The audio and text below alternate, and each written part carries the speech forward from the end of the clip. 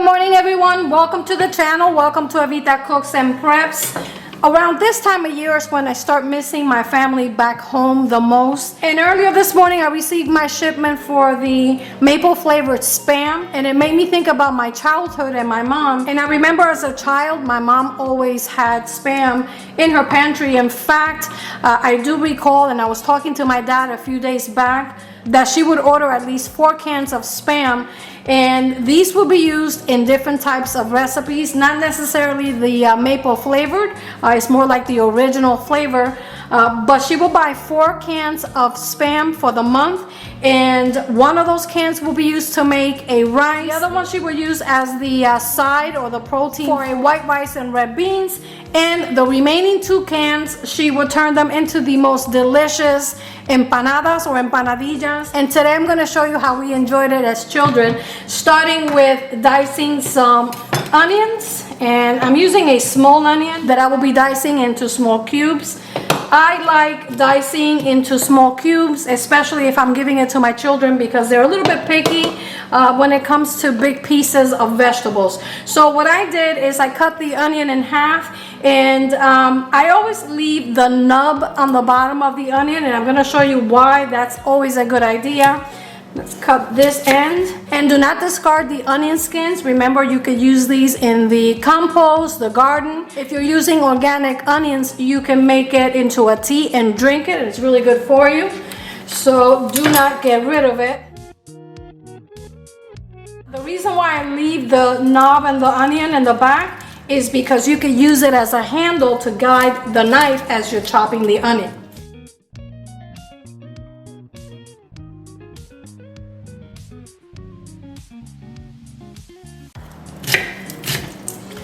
And check it out.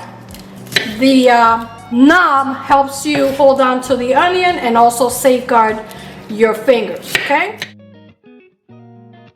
Okay, besides the onion, I have some diced bell peppers that I kept in the freezer, and I'm gonna mix it with the onion, but not just yet, because since the peppers are frozen, when I saute the onions, it's gonna keep the onions from caramelizing slightly. So when you're sauteing vegetables, the rule of thumb, at least for most chefs, is that you saute the onion first, help it to release all that natural sugar, and after the onions, in that order, you add the garlic if you're using garlic, and then the peppers. I have some leftover cornbread from yesterday's dinner. I'm gonna cut them into slices and toast them to serve them alongside the maple flavored Spam.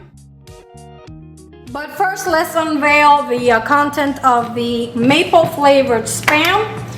And in case you didn't know, Walmart.com still has these at $2.98, which are still a little bit higher than they used to be a few years back, but at $2.98 you really can't go wrong. I don't know if you guys have tried it yet or if you're considering trying it, but this is what it looks like. That the Spam has that intense maple syrup injected throughout. Smells incredible. You can smell the maple syrup.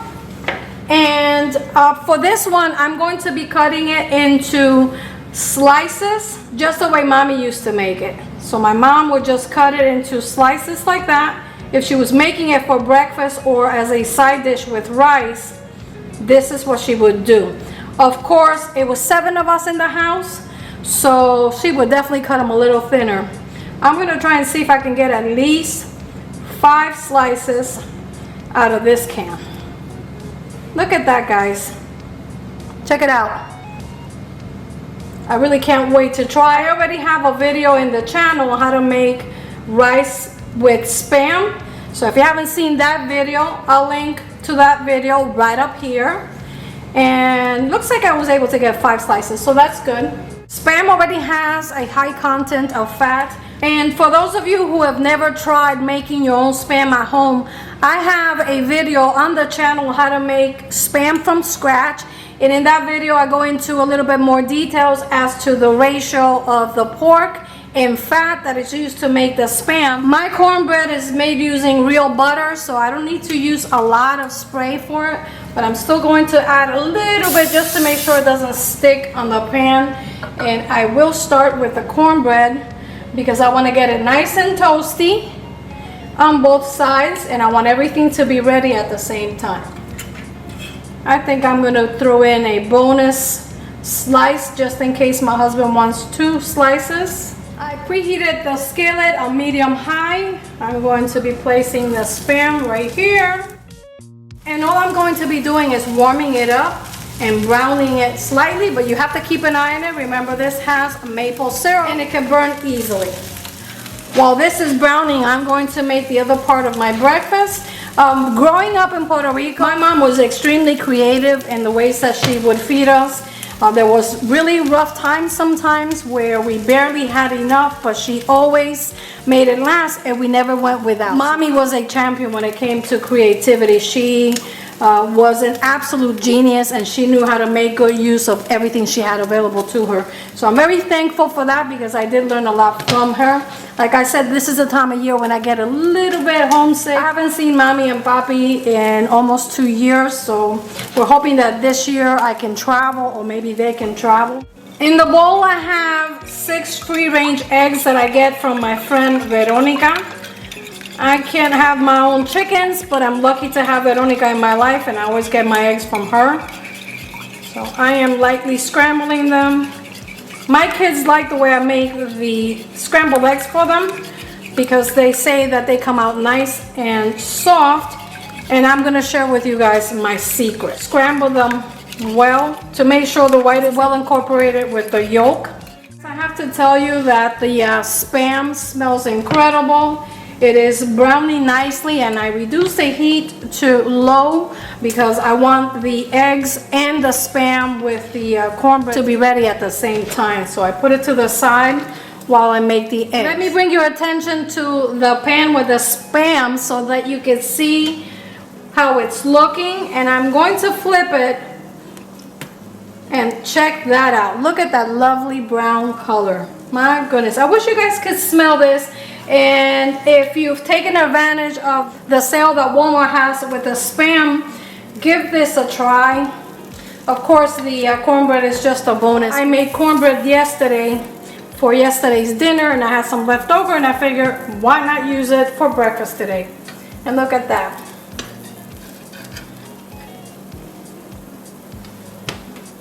Alrighty, look at that.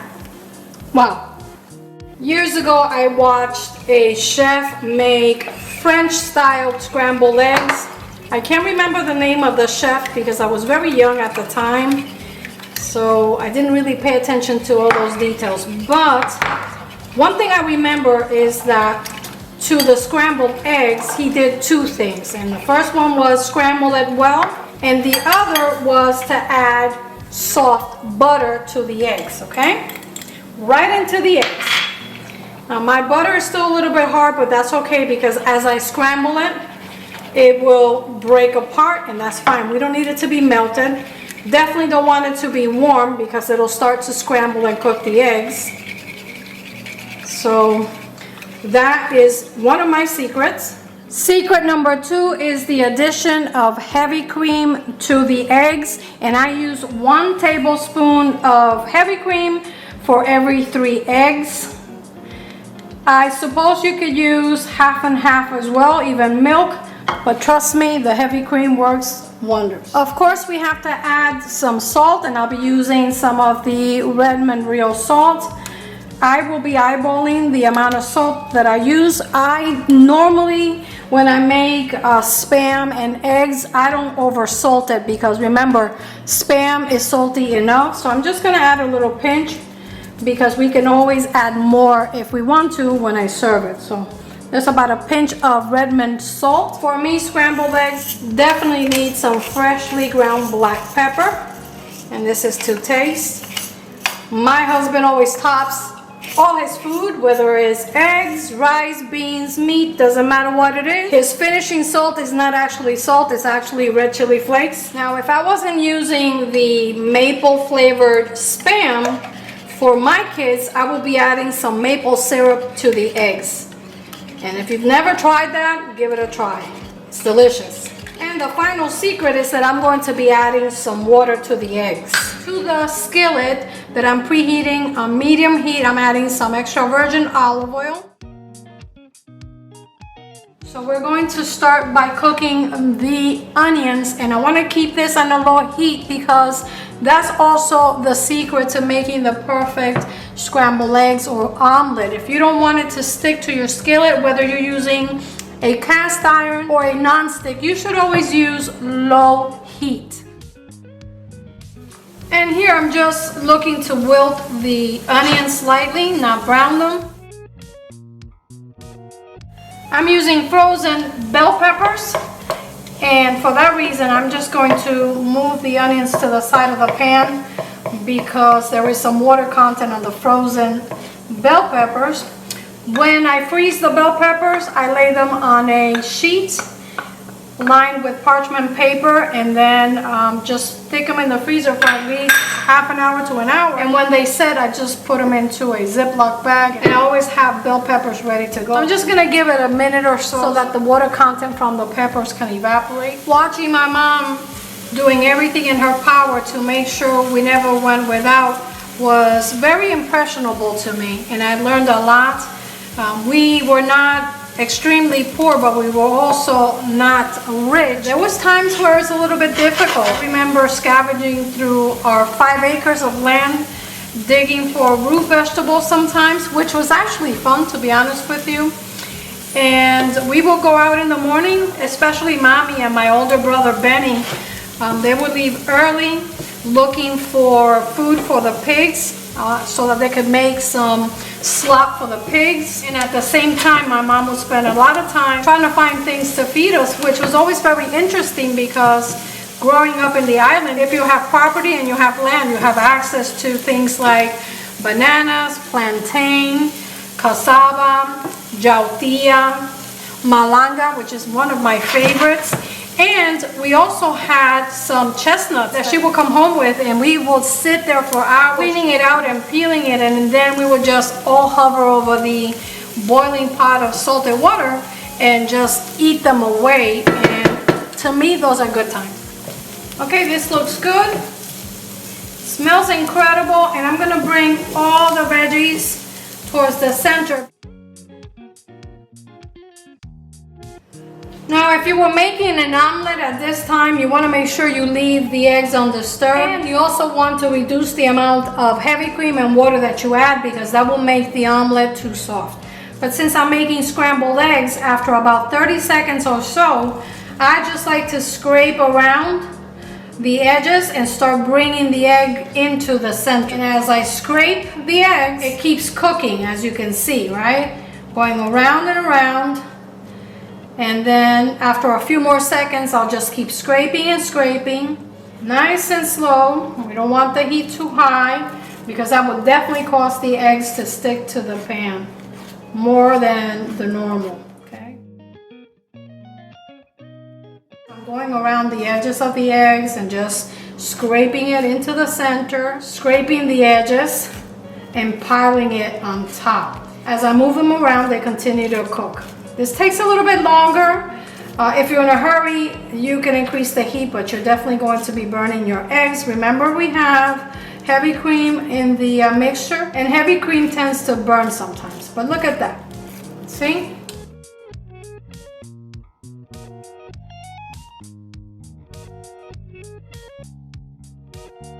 Mami also squeezed some lime juice into it.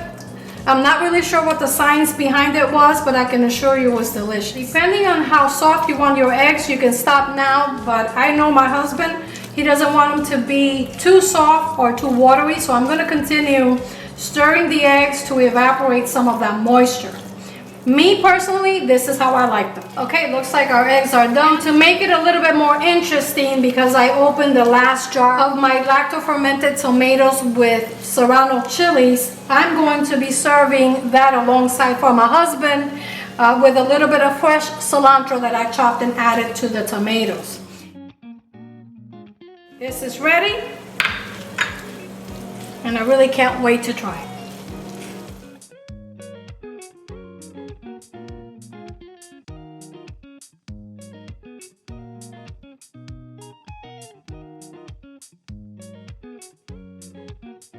For my husband this morning, I served the spam and cornbread with scrambled eggs, fresh fruits, a Blackberry all-natural probiotic drink, and his morning shot of fire cider. Guys, in just minutes, I took a trip down memory lane, revisiting my childhood in Puerto Rico to prepare a humble but elegant, quick and easy breakfast for my husband using simple ingredients like maple flavored spam, fermented tomatoes and chilies, leftover cornbread, and scrambled eggs. And for more delicious and easy recipes like this one, consider subscribing to the channel, like, share, and comment for the YouTube algorithms, and activate the bell so you never miss out on any of my videos. Until next time, I'm Evita, cooks and preps. Bon appetit! You really have to try it.